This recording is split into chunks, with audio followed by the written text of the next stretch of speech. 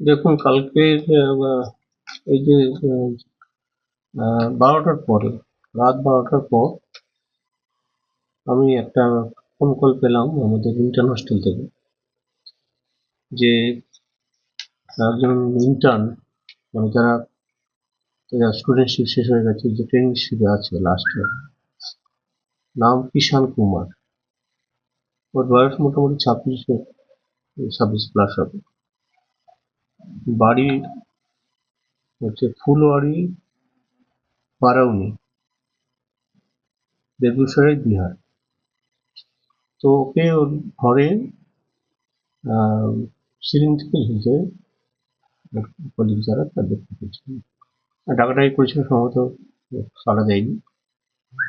তারপরে আমাকে খবরটা জানার পরে পরে আমি দেন অ্যান্ড দেয়ার যেটা করলাম, এখানে আমাদের যে চিকিৎসকরা এখানে থাকেনি ক্যাম্পাসে, ইনক্লুডিং আমাদের এমএসভিপি, আমি তাদের ফোন করলাম যে ইমিডিয়েটলি তোমরা এখানে মুভ করো। আমাদের যে হোস্টেল সুপার এবং আমাদের সিকিউরিটি যারা ছিল এখানে, এবং আমি আইসি কোতোয়ালি, তাকে ইমিডিয়েটলি ফোন করলাম যে এরকম ঘটনা একটা রিপোর্ট পেলাম, আপনারা উপরে আমি যাচ্ছি। তাহলে তারপর আমি ও গাড়ির ব্যবস্থা করে চলে এলাম। এসে ওকে, তারপর দেখলাম তখন আইসি পুরে গেছে, তার অনেক টিম মেম্বার ছিল।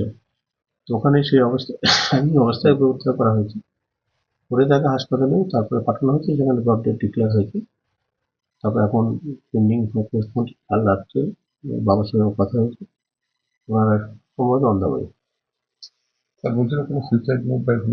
এটা আমার কাছে এখনো রিপোর্ট নেই। এটা পুলিশ যেহেতু টোটাল ব্যাপারটা এসে প্রথমবারই পুলিশ ঢুকে গেছে ওখানে, ফলে টোটাল ব্যাপারটা পুলিশের আওতায় আছে। আমার কাছে কোনো ইনফরমেশন সেভাবে এখনো আসেনি যে কোনো নোট পাওয়া গেছে কি যায়নি। আমি এই ব্যাপারে কোনো কমেন্ট করব না, কারণ এখন ব্যাপারটা যেহেতু আইনি প্রক্রিয়ার মধ্যে আছে, ফলে যা যা করণীয় আমাদের আইন সংক্রান্ত যা যা করণীয় আমরা সেটা করবো। বাকিটা কোনো আন্দাজ কোনো কমেন্টারি করবো না। ঘরে কি সিলিং ফ্যানের হ্যাং অবস্থা পাওয়া গেছে। না রশি না, একটা ওই গামছা টাইপের এমন কিছু একটা, মানে রশি না। হ্যাঁ, এই অবস্থা, মানে এটা খুবই আমার পক্ষে ব্যক্তিগতভাবে প্রচন্ড যন্ত্রণার কারণ, এই কারণে যে একটি ছেলে 4.5 বছর কমপ্লিট করলো, করে তার ইন্টার্নশিপ আর 2 মাস পরে ও সার্টিফিকেট পাবে, মানে এমবিবিএস সার্টিফিকেট। তো তারপরে এরকম একটা ঘটনা, এবং এটা মানে ভাবা যায় না। পরবর্তী ঘটনা, বাবা মার পক্ষে কিরকম ঘটনা বুঝতে পারছি।